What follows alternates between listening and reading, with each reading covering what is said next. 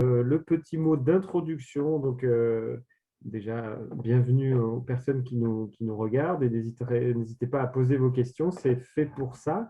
On va être plutôt dans le partage d'expériences et le partage de nos expériences, à commencer par la formation d'Anthony et Johan qui vont nous expliquer un peu mieux ce qu'est un parcours de formation dans les métiers de l'agriculture.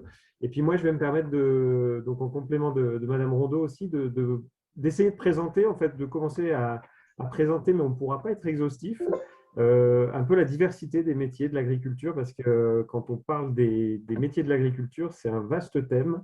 Il y a plein de sujets. On a souvent en tête le métier d'agriculteur, qui est évidemment la fonction principale. Et on verra qu'à l'intérieur de ce métier, c'est déjà une grande diversité de métiers vis-à-vis des productions déjà, mais aussi vis-à-vis de l'ensemble des fonctions qu'exerce un agriculteur ou une agricultrice sur sa ferme tous les jours. Donc, la diversité, elle se retrouve déjà à cette échelle-là. Et puis, pour dézoomer un peu, essayer de montrer tous les métiers qui gravitent autour d'un métier de production agricole.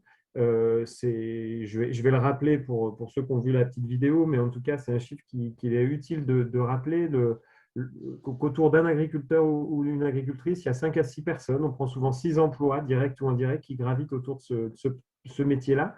Et d'ailleurs, je vais essayer de faire court, donc je vais illustrer la chose en prenant mon métier à moi. Donc moi, je travaille à la Chambre d'agriculture de l'Isère. Donc la Chambre d'agriculture, c'est un organisme consulaire, donc comme les chambres de métier, les chambres de commerce, que certains connaissent peut-être.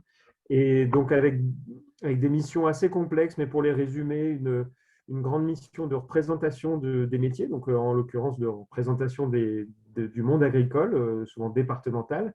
Et puis toute une équipe technique dont je fais partie, qui est plus là pour accompagner en fait l'évolution des métiers. Donc déjà, rien que par ces fonctions-là, et donc la mienne étant basée plutôt sur l'aspect territoire et développement local, qui est une des fonctions, un des métiers possibles dans l'agriculture et de l'accompagnement. Il y en a d'autres beaucoup plus techniques, pour ceux qui aiment dessiner des bâtiments, pour ceux qui aiment s'occuper des animaux, pour ceux qui aiment la production végétale, pour ceux qui aiment l'agroenvironnement et essayer de l'agronomie, pour essayer d'accompagner les agriculteurs autour de ces sujets-là. Donc voilà, dans une chambre d'agriculture, c'est une grande boîte à outils techniques, mais c'est aussi des liens avec les élus de territoire. Voilà, l'agriculture, elle est forcément ancrée sur un territoire, et dans la diversité des métiers, puisque c'est le thème phare, on va forcément retrouver des liens directs ou des fois un peu moins directs, mais avec les associations, avec les élus, avec tous les acteurs des territoires. Voilà, pour dire en quelques mots ce que peut être la diversité des métiers, donc des métiers très divers au sein de la production, et puis tout autour aussi, que ça soit dans l'accompagnement, ensuite dans la mise en marché aussi, on parle de commerciaux, de l'agroalimentaire, de la transformation, et puis aussi en amont, et peut-être il y aura un témoignage un peu plus précis sur des métiers sur le mécanisme, enfin la mécanique en tout cas agricole, qui est un grand pan aussi des métiers d'accompagnement pour le métier d'agriculteur. Voilà, une idée un peu plus précise de ce que peut être cette diversité, mais je vais laisser tout de suite la parole, je ne sais pas dans quel ordre, dans l'ordre que vous voulez, pour un peu témoigner plutôt de vos parcours là, du moment, et puis vers quel métier ça vous dirige, et un peu essayer de comprendre les motivations, un peu le moteur derrière tout ça. Donc je vous laisse prendre la parole. Peut-être Madame Rondeau. Ouais. Marlène Rondeau, directrice de la maison familiale de Moza. Donc, pour faire suite à ce que vient de vous être présenté par la Chambre d'agriculture, on a, c'est vrai, ce soir 2 jeunes qui vont pouvoir nous présenter leur métier ou vers lequel ils se dirigent aujourd'hui. Donc, un qui est plus orienté sur les métiers de l'agriculture, dans le monde agricole, avec la particularité de l'élevage et des cultures, mais c'est Anthony Verret qui va prendre ensuite la parole. Et puis, on aura dans un second temps Johan Genillon qui, lui, exposera plus les métiers de l'agroéquipement. Alors, on va laisser déjà Anthony Verret nous présenter toutes ses activités liées à son futur métier d'agriculteur. Anthony ? Oui, bonjour. Je suis Anthony. Donc, je suis en terminale CGEA à la maison familiale de Moza. Donc, CGEA conduite gestion d'entreprise agricole. Aujourd'hui, j'en suis arrivé là. J'ai effectué une 3e à la MFR. mais non à Moza, mais à la MFR le village, qui m'a ensuite débouché à la MFR de Moza. J'ai effectué un CAP, qui m'a fait effectuer un CAP. Et aujourd'hui, je suis en terminale. Est-ce que tu peux nous présenter les différentes activités, les différents stages que tu as pu et que tu réalises au cours de tes 4 années de formation? Donc, durant mes 4 années de formation, j'ai fait plusieurs stages, que ce soit en bovin allaitant, donc pour la viande, ou des bovins laitiers, pour la production laitière. Est-ce que tu peux Après, nous dire une journée de stage? une journée de stage, c'est... Comment vous expliquer? Après, c'est tout dépend de la saison, mais tout simplement, le matin, on vient faire notre boulot. On prend le temps de parler tous ensemble. Bon, c'est surtout de l'écoute, en fait. C'est pas, il y a du boulot, mais surtout de l'écoute, pour savoir ce qu'on fait la journée. Après, on effectue nos différents boulots saisonniers. Et puis le soir, on refait le boulot. Et après, on rentre chez nous. D'accord. On essaye de garder.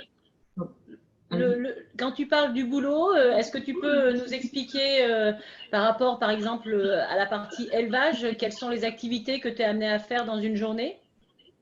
Donc, personnellement, l'activité que sur mes lieux de stage je fais, je donne aux veaux le matin. Je m'occupe de mes veaux généralement. Mes maîtres de stage s'occupent des vaches. Après, on donne à manger généralement en même temps. Et après, on est tous les deux dans les vaches. On s'occupe de la gestion des vaches pour savoir où ça en est, quelles vaches, les vaches malades, les vaches à regarder plus précisément. Après, là, on est en pleine mise à l'herbe. Donc, c'est pareil, c'est aussi une gestion. On ne mélange pas les vaches. On mélange pas les vaches entre elles, les vaches taries, donc les vaches qui sont en cours de gestation, donc qui vont bientôt faire le veau. Elles sont généralement à côté de l'exploitation pour qu'on puisse les gérer plus facilement. Après, on lâche nos génisses, c'est pareil, on lâche nos génisses, on ne les mélange pas, c'est catégorie, enfin, elles sont lâchées par âge. Donc, voilà, nos vaches prêtes à l'insémination, donc à recevoir une reproduction, elles sont séparées aussi, sont à côté du bâtiment pour une gestion, pour une facilité de gestion du troupeau. Et après, le soir, on réeffectue, on revient refaire notre boulot, mais le soir est moins contraignant, façon de parler, du matin. Que le matin, on essaye de faire le plus boulot, enfin, le plus possible de travail le matin. Comme ça, on repousse notre l'alimentation, on redonne à manger à nouveau. Et comme ça, le soir, on essaye de favoriser d'être en famille. D'accord. Aussi. Donc, si je reprends, vous avez des activités liées à tout ce qui tourne autour de l'alimentation, de la santé, de la reproduction et voire peut-être même de la sélection pour les animaux. Oui, on travaille pas mal sur la sélection, on va dire aujourd'hui, oui.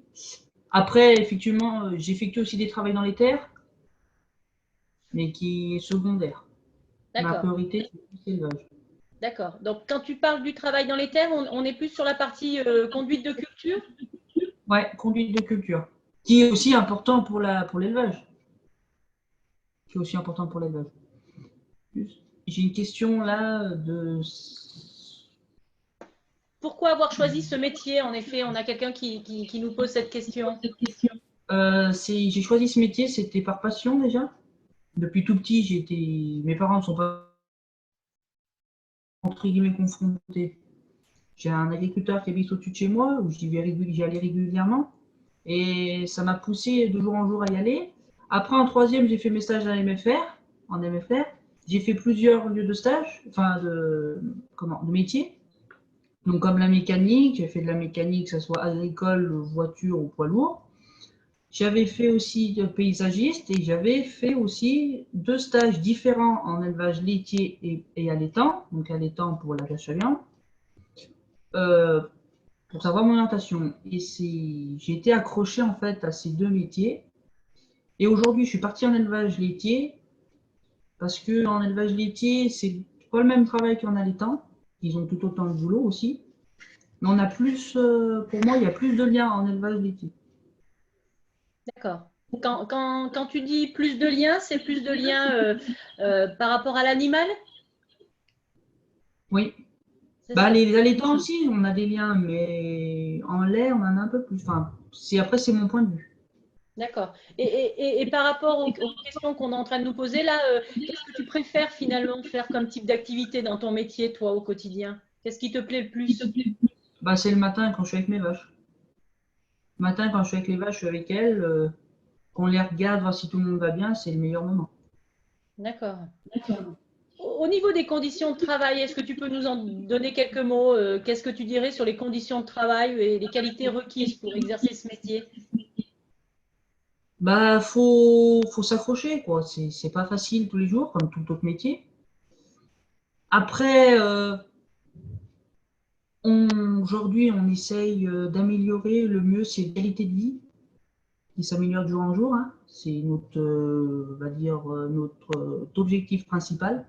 Améliorer notre qualité de vie, avoir une vie familiale, qu'on a d'ailleurs aujourd'hui, hein. Je vois mes maîtres de stage qui ont tous les deux une vie familiale. Donc après, c'est une gestion du travail dans la semaine. Après, c'est vraiment voilà. Donc, c'est ce qui est important quand tu nous dis que le matin, il y a une organisation du travail et une répartition des tâches en équipe. Ouais, ouais, c'est le plus important. D'accord. Parce Et que déjà là, si on n'arrive pas à répartir notre boulot, eh ben, on va tous se retrouver à faire, au bout d'un moment, bah, à vouloir dire faire le boulot de l'autre, machin, et on va tous s'en mêler les pattes. d'accord. Et en termes d'équipement ou d'évolution technologique, quelles sont les évolutions que tu as pu voir là sur ces 4 années pour toi là qui évoluent?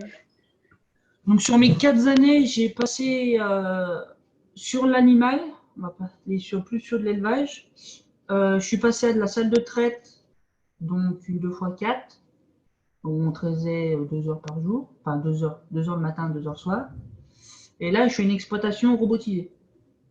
Donc c'est un robot qui traite 70 vaches laitières.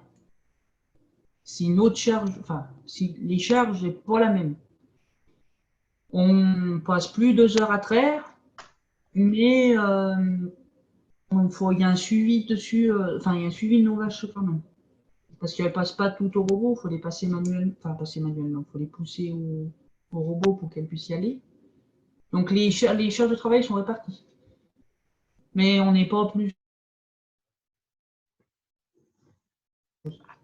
comme une gestion du troupeau ou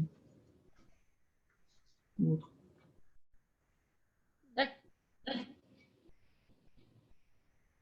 Ah, on ne t'entend plus. Excuse-nous, Anthony. Là, c'est bon? Non, Oui. j'avais fini.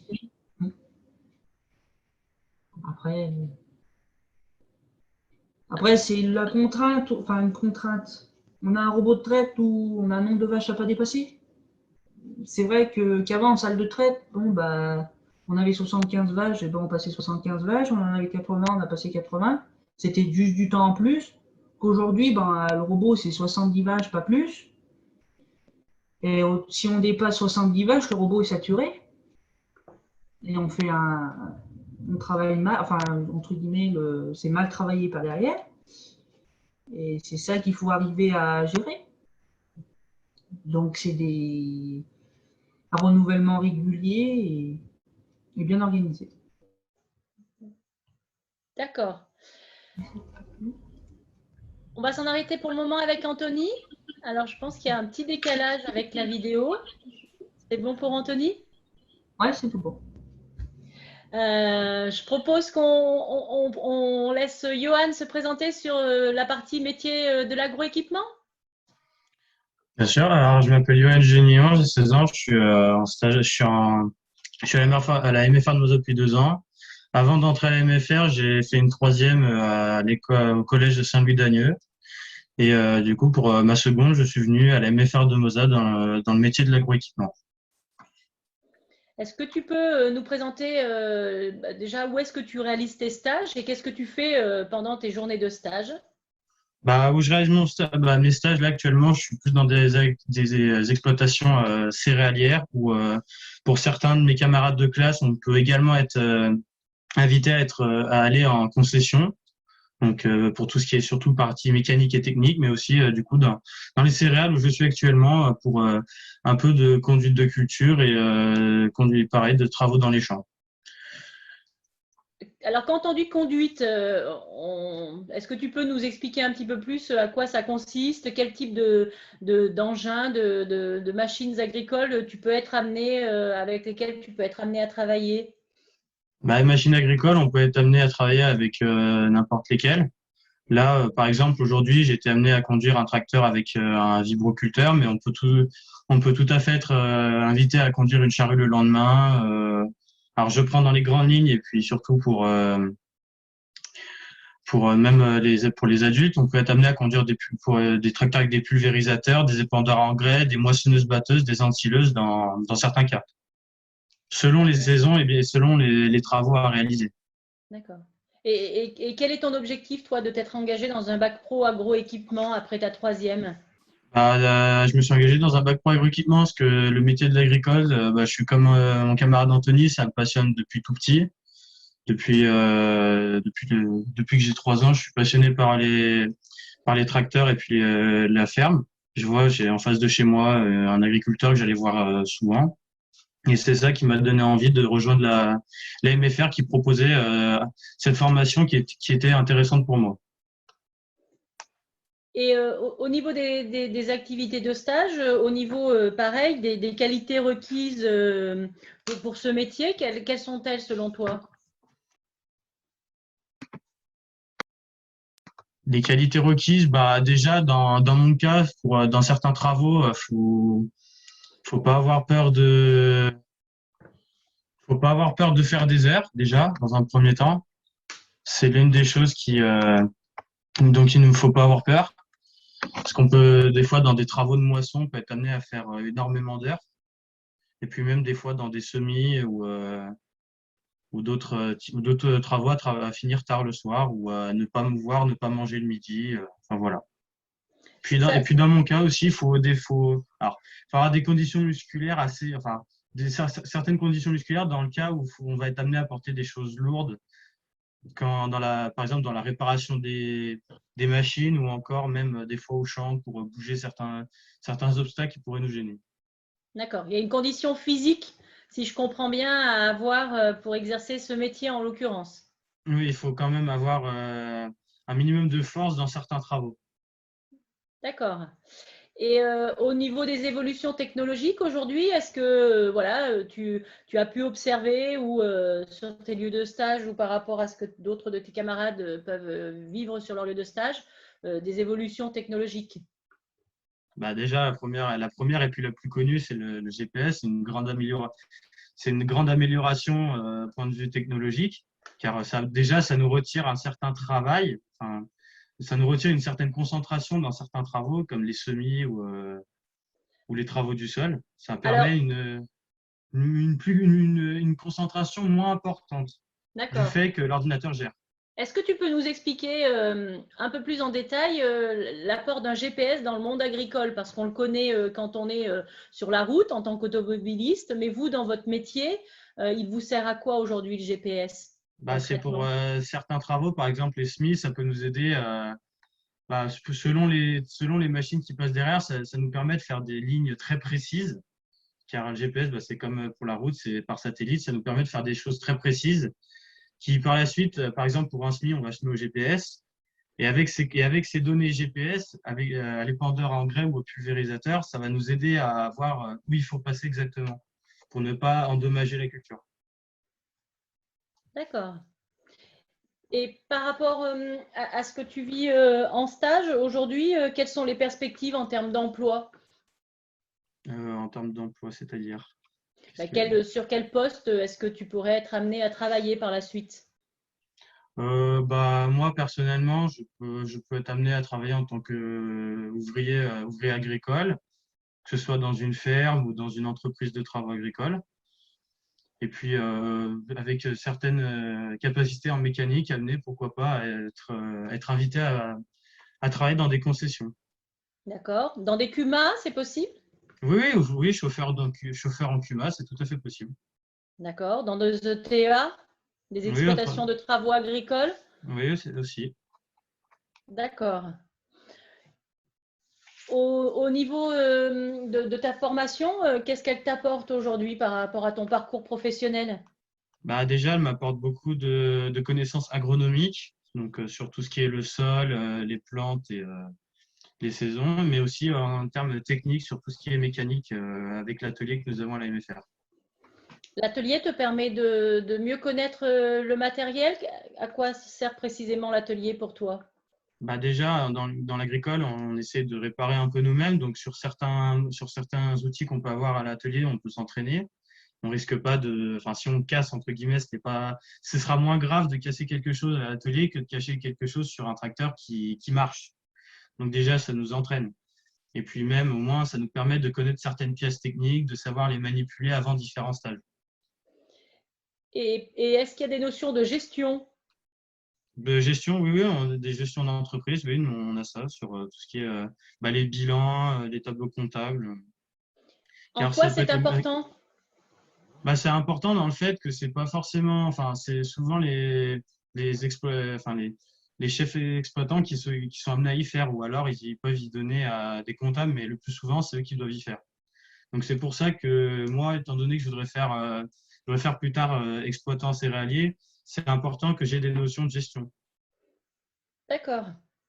Vous avez également des notions sur l'organisation politique du monde agricole, Oui, nous en avons un peu, mais ce n'est pas sur de le plus gros l'économie? thème. Oui, sur de Oui, l'économie, oui. d'accord. Et tout ce qui est également organisation du travail?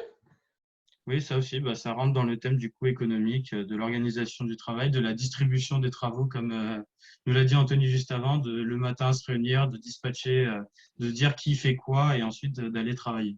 C'est ce que j'allais me demander par rapport au travail d'équipe, parce que c'est une notion qui est aussi importante dans le métier dans lequel tu te prépares. Ah oui, oui, bien sûr, parce que là, je vois aujourd'hui, j'étais en train de passer, j'étais en préparation de sol. Bah, le matin, on a parlé avec mon patron, il m'a dit, tu feras ça, et puis moi, j'arriverai un peu plus tard pour faire ça. Donc, il y a une certaine coordination D'accord. aussi à avoir. Au niveau, tout à l'heure, on parlait des conditions de travail. Est-ce que aujourd'hui, tu as parlé de l'amplitude horaire? Est-ce que le travail est annualisé sur une année? C'est-à-dire, est-ce qu'il y a des périodes de l'année où vous avez de l'activité plus intense que d'autres? Oui, bah déjà, au niveau des moissons, donc tout ce qui est de juillet à mon entreprise, ça dure jusqu'à peu près novembre-décembre. C'est les plus grosses périodes qu'on peut avoir.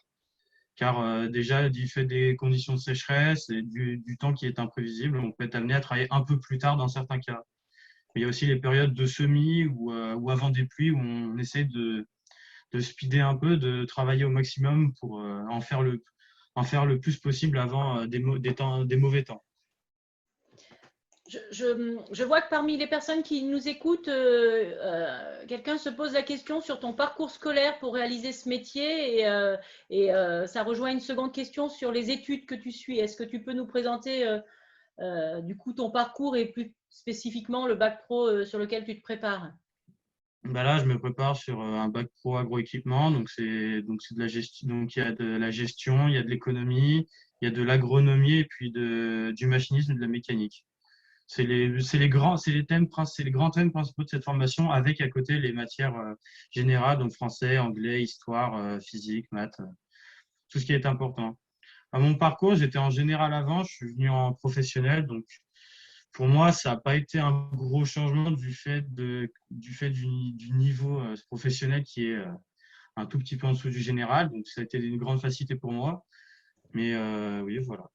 Après, sur certains cours, on peut être amené à descendre, aller à l'extérieur pour regarder dans des parcelles, ou même peut-être de faire des prélèvements pour faire des petites analyses. D'accord. Est-ce qu'en termes de travail scolaire, comment tu t'organises et qu'est-ce que ça demande voilà, comme spécificité ou comme organisation de travail quand tu es notamment en alternance? Bah, quand on est en alternance, je vois les rapports de stage. Le but, c'est déjà de ne pas y faire au dernier moment, enfin, même sur tous les thèmes, puisqu'on a des termes qui sont assez chargés, donc c'est pas possible d'y faire au dernier moment. Moi, ce que j'essaie de faire, c'est du fait de mes horaires du midi, j'essaie de finir à la bonne heure pour manger, puis faire un peu de mon rapport et puis des autres devoirs que les moniteurs nous donnent, pour essayer de ne pas avoir une trop grosse charge dans certains week-ends où je peux être amené à travailler un peu plus selon les thèmes abordés. Quel conseil tu pourrais donner à un jeune qui se trouve aujourd'hui en quatrième ou en troisième et qui s'interroge sur ces métiers-là? Qu'est-ce que tu l'encouragerais à faire comme démarche, recherche ou peut-être stage? Enfin voilà, qu'est-ce que tu pourrais lui donner comme conseil? Bah, des stages déjà par rapport aux deux formations qui sont présentées à la MFR, c'est de faire dans les deux cas, dans une exploitation laitière, enfin d'une exploitation bovine, animale et une exploitation céréalière pour voir ce qui lui plaît. Mais aussi, il faut bien qu'ils se disent dans certains cas qu'il y aura des périodes où il sera amené à faire un peu plus de choses et un peu moins. Et puis surtout qu'au début, on peut pas faire tout de suite la conduite. Il y a la théorie, il y a la pratique, mais il y a surtout la théorie dans certains cas. D'accord.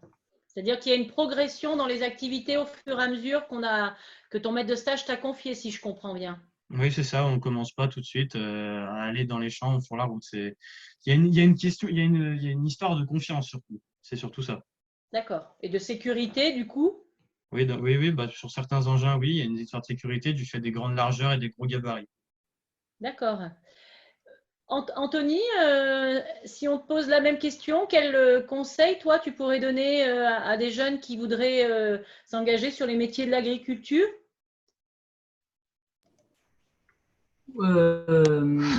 Après, un conseil, oui, on peut essayer. Hein. Il y en a beaucoup qui ont essayé. Après, il ne faut pas avoir peur, quoi. Parce qu'on travaille avec des animaux qui ont des gros gabarits, qui du plus petit à la naissance fait 50 kilos. Je ne vais pas vous mentir, un veau fait 50 kilos à la naissance, c'est pas énorme.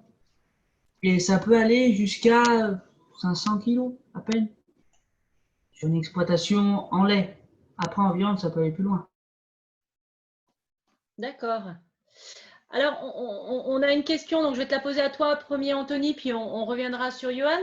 Par rapport à l'usage des pesticides dans les cultures notamment, et puis des médicaments dans la viande bovine. Alors, ça te concerne toi plus en direct. Est-ce que, voilà, dans le parcours de ta formation, tu es sensibilisé? Ah, je ne t'entends plus, Anthony. Anthony?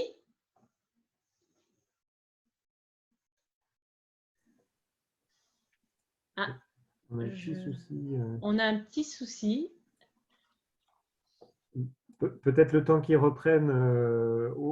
C'est vrai que la question est très importante au sein d'une formation, enfin du parcours de formation. Alors, sans vouloir répondre à sa place, et je pense qu'effectivement, ça fait partie intégrante de la formation. Plus qu'une sensibilisation, c'est des questions qui sont intégrées complètement à la façon de produire aujourd'hui. Que ce soit l'usage des pesticides, ou je vois aussi dans la question les médicaments dans la viande bovine, en sachant qu'il y a déjà beaucoup de choses, tout se fait de manière déjà très bordée, que ce soit par la réglementation, par les choix techniques qui sont faits et les bons choix, ou encore par l'économie, hein, parce que tout ça a un coût. Et ce que je peux dire, moi, pour compléter, c'est qu'au niveau d'une chambre d'agriculture, par exemple, c'est même la caractéristique première des métiers de l'accompagnement. Quand je disais tout à l'heure accompagner les évolutions, eh ben, on est aussi sur ces évolutions qui sont à la fois techniques, mais aussi qui recoupent des questions sociales, où évidemment les consommateurs qu'on est tous, on est beaucoup plus au courant, on est beaucoup plus vigilants, on est même demandeurs maintenant vis-à-vis des métiers de l'agriculture, qui sont, comme l'ont bien expliqué Anthony et Johan, des métiers qui sont complexes. J'ai entendu aussi des mots forts comme passion. Et c'est des choses que je peux noter aussi moi dans dans mon métier un peu d'accompagnement. Donc, donc quand on réunit un peu ces termes et qu'on les vit au quotidien, ben, finalement, ces questions sur les pesticides, sur les médicaments, elles sont tout à fait légitimes, et il faut savoir qu'elles font partie complètement du quotidien en fait, hein, de nos agriculteurs et agricultrices. Et aussi, on les retrouve dans les métiers de l'accompagnement, évidemment, pour essayer de piloter au mieux, justement, d'être sur des conseils les plus précis possibles, suivre les évolutions, que ce soit sur la partie végétale ou animale. Anthony en parle très bien. C'est avant tout un métier d'expérimentation, un métier, comme il l'a dit, où il ne faut pas avoir peur, il faut se lancer, mais il y a aussi en sachant qu'il y a aussi tout cet accompagnement du quotidien. Il y a, voilà, les agriculteurs, les agricultrices, ça a été bien dit, sont des chefs d'exploitation avec presque un ensemble de métiers que ça revêt. C'est une casquette assez complète.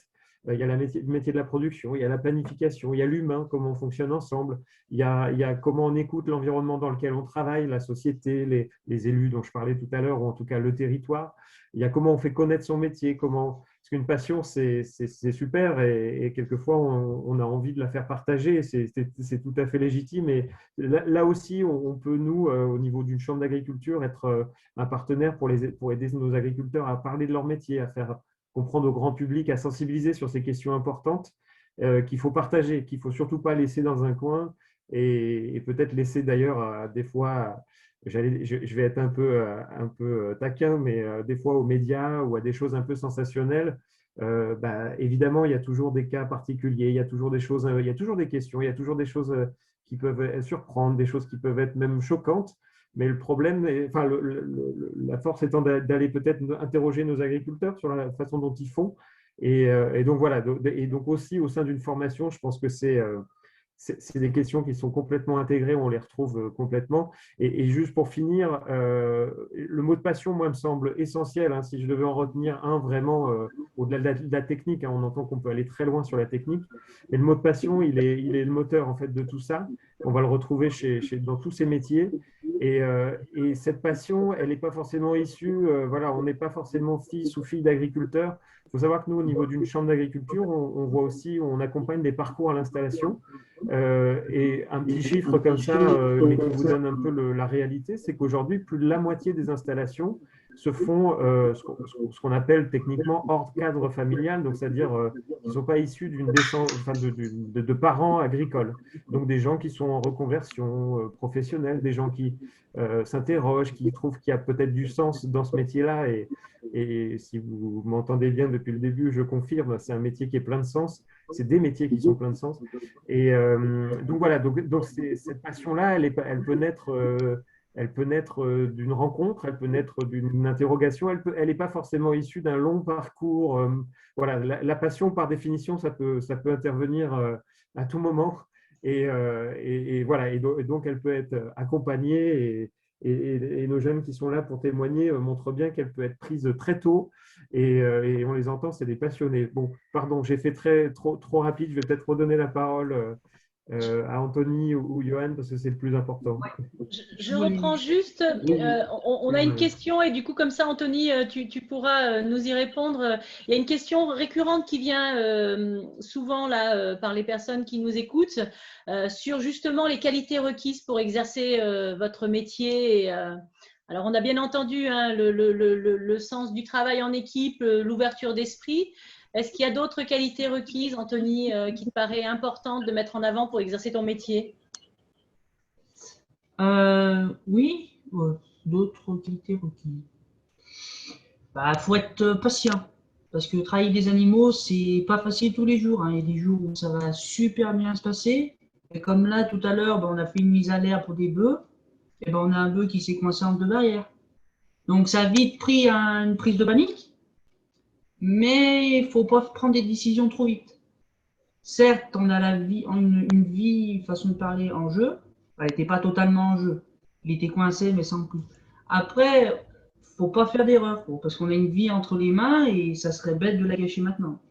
Après, oui, c'est juste l'histoire d'être surtout patient et puis pas faire des actions trop vite. Parce que personnellement, je n'ai pas un grand gabarit. Mais une vache qui fait 300 kg, 350, allez, 500 kg, je l'amène sans souci. D'accord. Donc, si je comprends bien, Anthony, tu dis être patient, être réfléchi, être persévérant, parce que tu dis il faut prendre le temps. Donc, ça veut dire qu'il faut avoir quand même aussi de la persévérance et de la ténacité. Ouais. C'est ça? D'accord. Ouais. Et puis, être organisé. Ouais. Après, on ne trouve pas les solutions tout de suite. Là, on peut essayer pour plusieurs problèmes, on peut essayer plusieurs solutions, mais on ne trouve pas tout de suite la solution. Il y a des moments, bah, il faut un peu de temps. On dit, bah, celle-ci, c'est pas la bonne, celle-ci, on ne sait pas. Et on essaye. Après, je voulais surtout revenir sur une question que j'avais vue tout à l'heure, c'est par rapport aux pesticides et aux médicaments sur surtout les bovins allaitants comme laitiers. Bon. Les pesticides, aujourd'hui, on a plusieurs associations qui nous aident à réduire, on dit bien réduire, pas éviter, parce que c'est un grand mot, mais réduire notre utilisation de soit herbicides ou fongicides, elle nous aide. Alors, petit à petit, ça se fait. Je ne vais pas vous mentir, l'exploitation, même où je suis en stage aujourd'hui, elle se fait, petit à petit. Mais il faut du temps. Il faut du temps, ça ne se fait pas du jour au lendemain. Ça se fait. Après, c'était pour plus la viande que je m'interroge, enfin, j'ai vu la question surtout. La viande, on a des médicaments, oui, mais dessus, on a on a des délais d'attente. On ne peut pas envoyer un animal à l'abattoir tout de suite derrière un traitement. On a un délai d'attente qui est de tant de jours, après ça dépend du traitement, qui peut aller de 2 jours à 1 mois, 2 mois, tout dépend des traitements. Que ça soit pareil pour les allaitants, enfin l'allaitant, du coup on n'a pas le droit d'abattre, d'envoyer à l'abattoir. On a un cahier sanitaire, donc ça dit tout ce que l'animal a eu comme traitement et les différents traitements, les vermifuges qu'il a pu avoir et tout. Donc on a un suivi là-dessus. Nous, si on envoie un animal à l'abattoir avec un traitement, ils nous le renvoient et puis on nous tape sur les doigts. Ah, ça rigole pas. C'est pour ça qu'on fait vraiment attention. Tous nos animaux qui ont été traités sont automatiquement marqués, enregistrés, donc via par Internet. C'est marqué, on a un logiciel pour marquer tous les traitements qu'on fait par animaux. Et le lait, c'est exactement pareil. On a des interdits pas de commercialisation, mais du coup, quand on traite une vache, le lait est automatiquement jeté. Donc, admettons, on va faire un traitement sain pour différentes maladies. On va dire, on va aller sur il y a 10 jours. Pendant 10 jours, la vache ne doit pas être passée, enfin, le lait ne doit pas être commercialisé. Donc, pendant 10 jours, on va jeter le lait. Même si la vache va mieux, on est obligé de jeter le lait. Parce que derrière, nous, on a un tank à lait, donc où est stocké le lait, qu'ensuite le laitier vient chercher. Mais le laitier vient chercher le lait et il est contrôlé à chaque début avant d'avoir mis le lait dans le camion. Alors après le lait, du coup, il est testé. Donc si on a un traitement si le lait, il y a des antibiotiques dans le lait, on paye le camion et tout le lait jeté. C'est une grande responsabilité. C'est pareil, les vaches, comme on est plusieurs dans les vaches, toutes les vaches sont marquées. Elles sont marquées visuellement. Donc sur la vache, on marque un coup de crayon. Donc on a des crayons, des bombes pour qu'on marque celle-ci, elle est traitée, fais attention. Puis à côté du robot, on a un cahier où c'est marqué toutes les vaches qui sont en cours de traitement. Donc pour répondre à la question, aujourd'hui, on fait vraiment attention là-dessus. Ce qui est vraiment tout le monde nous pointille dessus. Merci Anthony. Je vois que finalement, vous êtes dans une agriculture qui est quand même soucieuse de l'environnement et de l'écologie. C'est ce que disait Monsieur Béal tout à l'heure de la Chambre d'agriculture et je sais qu'on vous accompagne là-dessus au niveau de la Chambre d'agriculture. Je vois que finalement, l'agriculture reste bien connectée parce que tu nous dis que vous faites des enregistrements et l'outil informatique et tout ce qui est outil de connexion aujourd'hui, vous l'utilisez. On a une question, alors peut-être que Anthony ou Johan peut y répondre. On a quelqu'un qui nous demande, voilà, par rapport aux établissements de formation sur lesquels vous êtes passé. Alors on a parlé de la maison familiale. Est-ce que voilà, vous avez Donc oui, il y a plusieurs établissements. Donc il y a la maison familiale, donc en MFR, donc il y a alternance, donc ça fait stage et école, donc ça permet que l'élève continue ses cours. Que ce soit du général ou du professionnel, mais d'un côté qui voit aussi la vie actuelle de l'agriculture, qui travaille aussi à l'extérieur. Ça aide beaucoup. Après, on a aussi le lycée de la Côte-Saint-André, enfin, je parle où je suis situé. On a la Côte Saint-André qui, elle aussi, bon, propose différentes Formation? formations, merci. Après, sous d'autres statuts. La MFR, je sais que la MFR MOSA est sur statut de stagiaire. Après, par connaissance, la MFR, le lycée agricole de la Côte a des enfin, sous statut stagiaire et apprenti. Voilà. Très bien, On a donc, merci. voilà. Johan, je reviens vers toi par rapport aux qualités requises pour exercer plutôt dans les métiers de l'agroéquipement et puis cette question de la sensibilité à l'environnement. Est-ce que dans le métier que tu te prépares, est-ce que vous y êtes également sensibilisé? Oui, nous y sommes beaucoup sensibilisés. On est surtout aussi, il y a comme pour le lait ou quoi, on a de grosses restrictions vis-à-vis déjà rien que des pesticides. Surtout les dernières restrictions des distances entre les maisons pour ne pas, enfin, polluer et contaminer avec nos produits les habitants. Mais on a aussi ça vis-à-vis des cours d'eau, des fleuves et dans certaines zones qui sont nommées des zones de captage où l'eau est captée pour les villes. Bah, on est aussi très restreint justement pour ne pas polluer ces nappes ou ces nappes qui sont utilisées pour l'hydratation des habitants. Donc, on va être limité déjà au niveau pesticides, mais aussi au niveau de tout ce qui est engrais. D'accord. Alors, c'est vrai que depuis tout à l'heure, on valorise vos deux métiers et on vous en remercie parce que c'est vous qui nous faites la démonstration et la présentation de vos métiers. Comme dans tout métier, j'imagine qu'il y a des freins. On a une question de quelqu'un qui nous demande finalement quels sont les freins vis-à-vis de vos métiers. Johan en premier, puis après je laisserai la parole à Anthony. Bah, ça dépend Les ça dépend freins ce qu'il entend par les freins.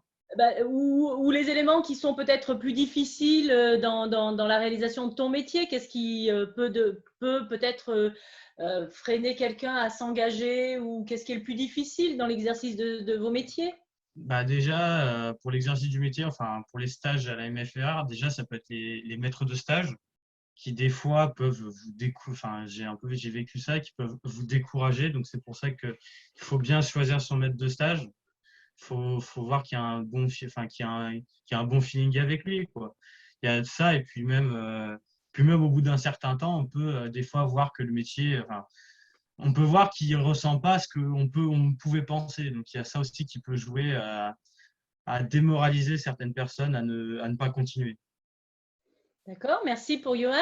Anthony, les freins que tu pourrais relever par rapport à l'exercice de ton métier?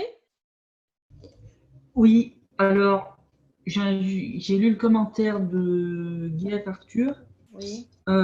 Donc, je ne crois pas que la corona est une zoonose. Donc, la zoonose, c'est ce que l'animal peut attraper comme l'humain. Donc après, oui, on a des freins, comme la BD. Aujourd'hui, on est aussi encore tapé dessus, façon de parler. On a des restrictions, des clovonnets. On a 2 jours pour faire une prise de BVD. Donc, si on met des boucles d'identification du veau, et en fait, ça prend un prélèvement de cartilage qui est ensuite envoyé au labo et il nous dit qu'il y a la BVD ou pas. Après, on a aussi des zoonoses qui est un grand frein et qu'on évite surtout sur les exploitations, comme la brucellose, qui malheureusement coupe la gestation chez nos animaux, donc empêche l'ovulation, empêche la reproduction. Donc c'est un abat complet du troupeau.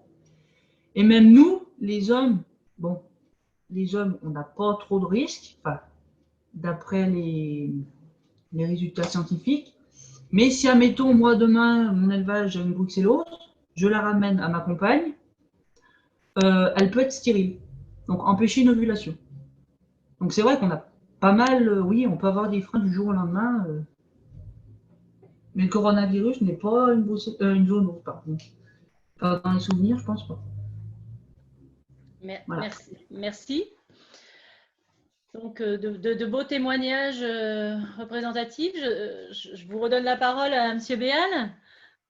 Oui, oui, j'écoutais de manière attentive aussi parce que c'est exactement ça, c'est la vie des exploitations, enfin, des exploitations pour Anthony, une exploitation de bovins où on se rend compte qu'il y a beaucoup de choses Et puis voilà, travailler avec le vivant, en fait, finalement, même Johan, dans un métier plutôt de l'agroéquipement, effectivement, on voit le côté très mécanique et machinisme. Et évidemment, c'est le centre du métier, mais c'est toujours au service de métiers autour du vivant, que ce soit le végétal ou l'animal, comme le dit Anthony. Donc, voilà, moi, je pense que c'est deux témoignages très importants pour essayer de comprendre un peu comment se vit, comment oui, se vivent ces métiers. Ce sont des véritables métiers passion, encore une fois, ça a été dit. Et comme on le disait en introduction, ben, on n'en voit qu'un petit bout finalement de l'ensemble des métiers de l'agriculture. Il y a beaucoup de choses. C'est des métiers où il y a il y a de la complexité. Et quand je dis complexité, ce n'est pas forcément un terme péjoratif, négatif. C'est justement, bah, leur témoignage le montre, hein, c'est vouloir gérer beaucoup de choses. Encore une fois, gérer du vivant, c'est quelque chose de… La complexité est déjà là, par définition.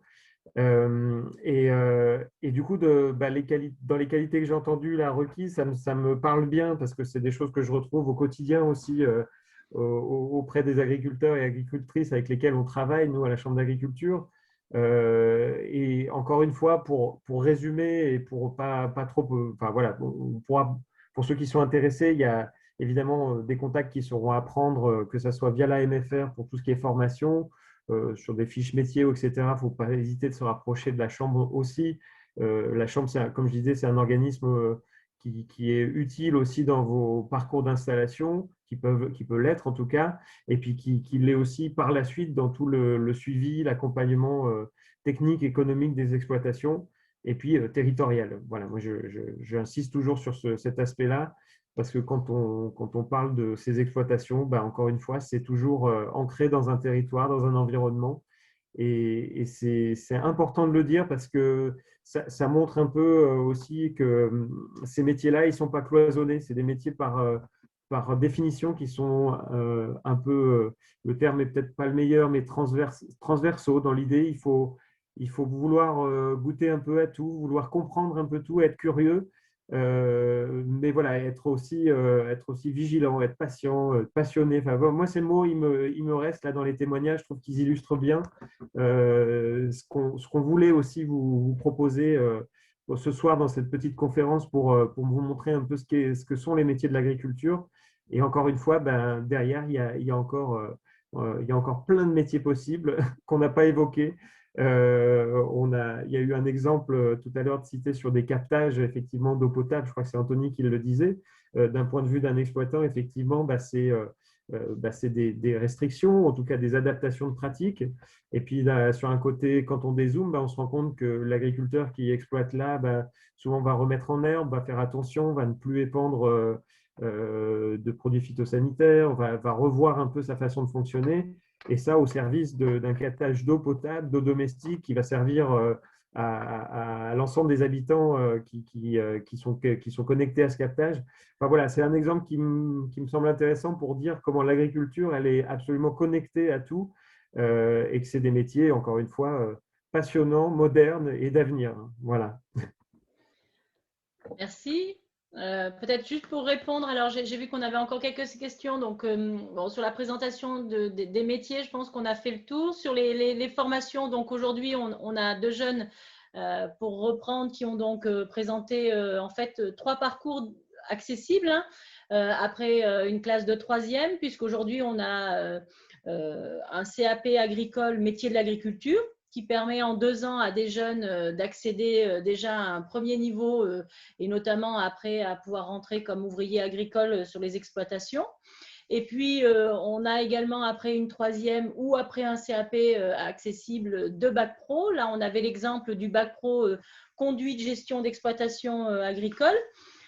Pour la partie plus production animale et végétale avec la partie élevage et puis grande culture qu'Anthony nous a présenté, et puis le bac pro agroéquipement. Et puis, comme vous le disiez, il y a d'autres établissements qui proposent aussi tout ce qui est bac pro maintenance mécanique agricole ou dans l'aménagement paysager et bien d'autres que vous retrouverez du coup sur les formations présentées au travers des établissements et des filières de l'alternance ou sur nos différents sites. Je vois que l'heure tourne. J'invite nos derniers spectateurs qui sont présents, s'ils le veulent bien, nous faire un commentaire sur l'appréciation de cette visio et de cet échange qui s'est fait, qui est, je le rappelle, un événement qui est financé par la région Auvergne-Rhône-Alpes, par la communauté de communes des Vals du Dauphiné et par la Chambre d'agriculture de l'Isère. Donc, si voilà, les personnes qui ont participé peuvent nous laisser un commentaire, ce qui nous permettra voilà, d'apporter d'autres éléments de réponse peut-être pour les prochains. Et puis, je vous laisse conclure, Thomas, Béal. Voilà. Écoutez, oui, ou plutôt, bah, voilà, moi, merci en tous les cas, merci beaucoup d'avoir animé ce temps. Non, bah, pas plus de mots de conclusion. Encore une fois, je pense que ce qui a été dit illustre déjà assez bien les métiers de l'agriculture. Et si vous en êtes curieux, eh ben, il y a encore plein de choses à découvrir. Donc, voilà, encore une fois, pas hésiter à venir se renseigner et puis à venir un peu découvrir ce milieu qui semble peut-être de loin un peu inaccessible ou un peu compliqué. Et puis finalement, on se connecte très vite et on se rend compte que bah, y a du sens dans ces métiers et c'est ça qui connecte assez rapidement. Donc, on n'a pas besoin, on n'a pas besoin d'être issu de 3 générations d'agriculteurs pour se lancer. Il faut y aller, il faut venir et puis on est là pour accompagner. Merci à tous. Merci. Et puis, Merci on Anthony, invite merci Johan. chacun à parcourir le site et voilà, n'hésitez pas à laisser vos questions par la suite. Merci. Merci, bonne soirée. Bonne soirée.